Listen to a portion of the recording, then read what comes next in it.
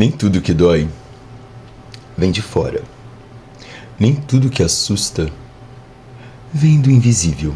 Às vezes, o maior inimigo é confundir uma coisa com a outra.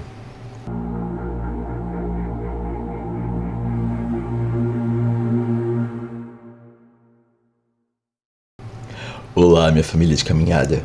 Aqui é Emerson Magos Nexus. Este é o Portal Nexus, um espaço onde a ciência encontra o espírito e ambos aprendem a respirar juntos. Hoje eu sigo com a série que eu dei nome de Guardiões da Vida. Defesa contra as artes das trevas.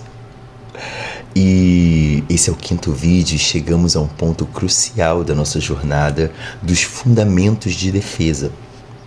Aqui, hoje, é um divisor de águas no nosso autoconhecimento.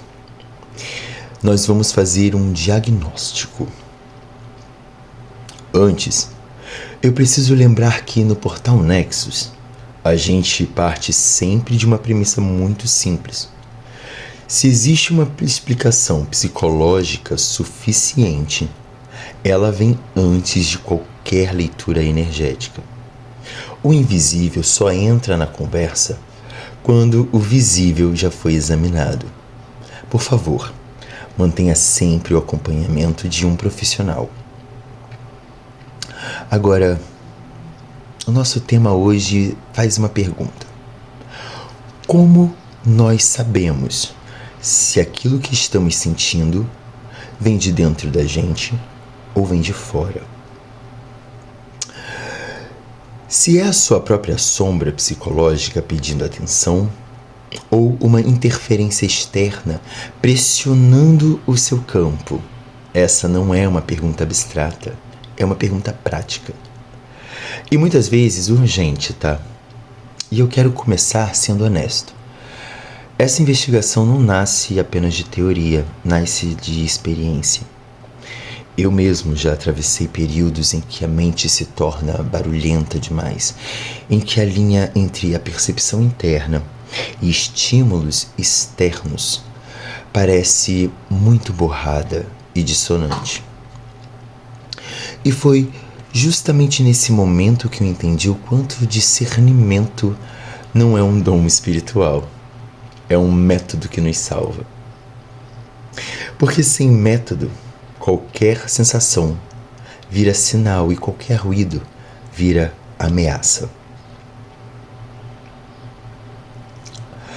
Uma das maiores armadilhas do caminho interior é achar que todas as perturbações têm a mesma origem.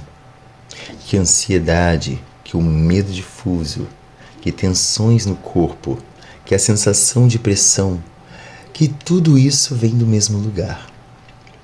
O negócio complica quando tem ambiente impregnado de fofoca também. Mas saiba, nem tudo vem do mesmo lugar não, tá? De um lado, existe aquilo que a psicologia mais profunda e analítica chama de sombra. Carl Jung usou esse termo para falar de tudo em nós que nos foi negado, reprimido, empurrado para fora da consciência. São aquelas raivas não sentidas, medos disfarçados de força, a fragilidade escondida atrás do controle. A sombra não desaparece, ela se manifesta e o jeito mais comum é a projeção, onde o não reconhecido em nós aparece no mundo. A gente começa a encontrar pessoas que parecem hostis demais, ambientes que se tornam ameaçadores. Tudo começa a soar como julgamento. Do outro lado, existem também interferências externas. Quando ambientes são alterados, grupos são alterados, se tornam tóxicos. E aí é outra situação. É nessa divisão que a gente precisa de sobriedade para acabar não julgando um grupo ou pessoas por algo que é da nossa sombra. Compreende? Então, interferência externa não é um espetáculo místico, Não vai ter um poltergeist atrás de você. A gente percebe que nas tradições afro-indígenas, que são muito sérias, nunca foi tratado como algo constante ou pessoal. Essas situações eram raras, contextual e observável, ligados a contatos prolongados com ambientes ou com dinâmicas que são mais densas. É absorção e não imaginação. E os sintomas podem parecer iguais: ansiedade, cansaço, pensamentos intrusivos, sensações de ameaça. Quando a nossa mente não sabe diferenciar, ela entra em alerta máximo. Agora lembre, diagnosticar não é julgar, é observar. E o que a gente pode fazer pela gente nesse momento? Bem, primeiro, entenda o padrão. A nossa sombra é temática. Ela repete o mesmo assunto com roupinhas diferentes. O abandono vira rejeição em tudo. Inadequação transforma erros em fracasso. Quando se trata de interferência externa e situacional, aumenta em certos ambientes essa sensação. Às vezes em pessoas ou estímulos. Vai depender muito do contexto.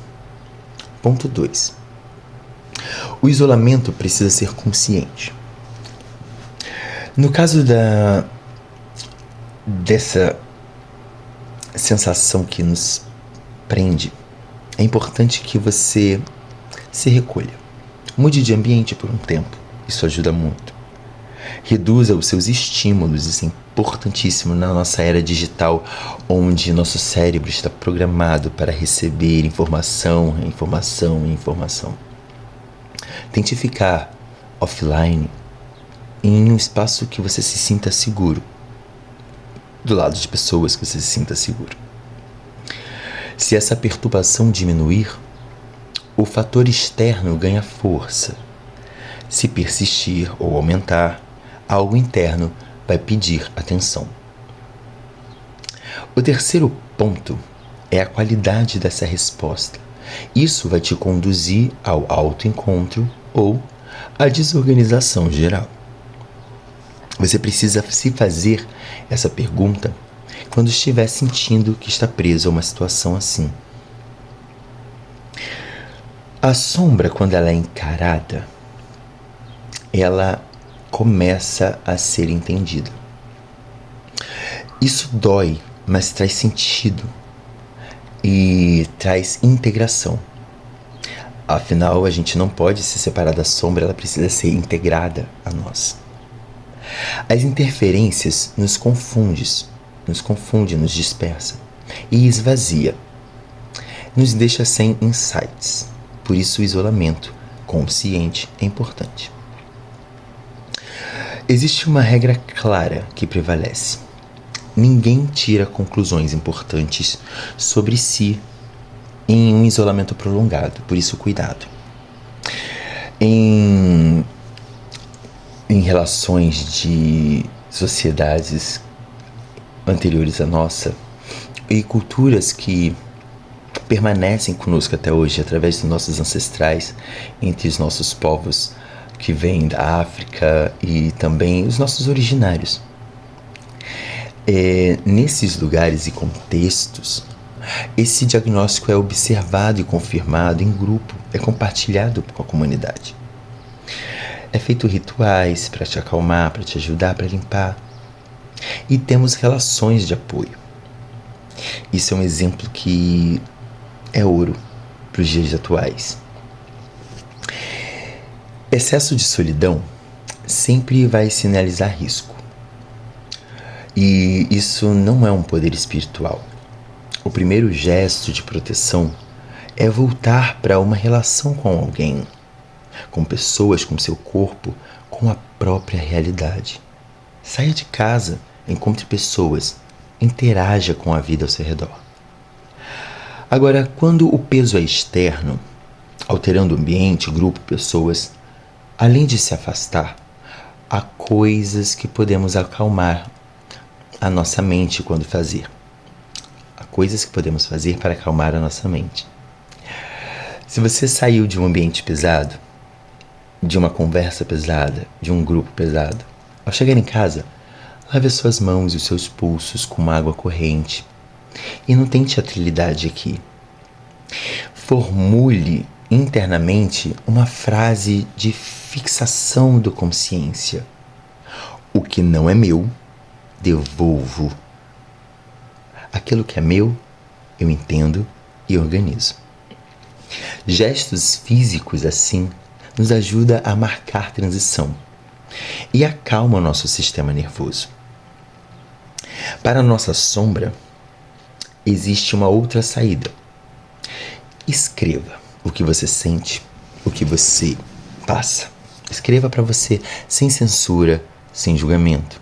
Use um bloco de papel, um bloco de notas no celular, até o próprio chat GPT. Aquilo tudo que está girando dentro da sua cabeça precisa ser dispensado na penseira. Nomear retira essa interferência do nosso campo interno, tornando observável, e isso já salva bastante o nosso caminho. É o nosso primeiro passo para se regular. Entenda que discernir interno de externo não é paranoia, é soberania. Paranoia é ficar perdido entre esses dois. E ter soberania impede projetar a sombra nos outros e protege a gente de carregar o peso das pessoas alheias.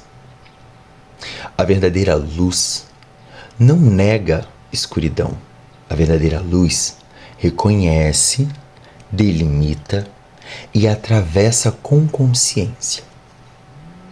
Eu sinceramente espero que essa reflexão ofereça ferramentas para investigação honesta de si mesmo e que isso possa ressoar com você. E se sim, salve esse vídeo, compartilha com quem anda confuso demais para confiar no sentir. Se você puder me ajudar, deixe nos comentários a sua opinião, uma melhoria. Conversa comigo, eu estou aqui. Eu, Magos Nexus, encontro você aqui no próximo passo da nossa jornada. Se cuida, um beijo e até já.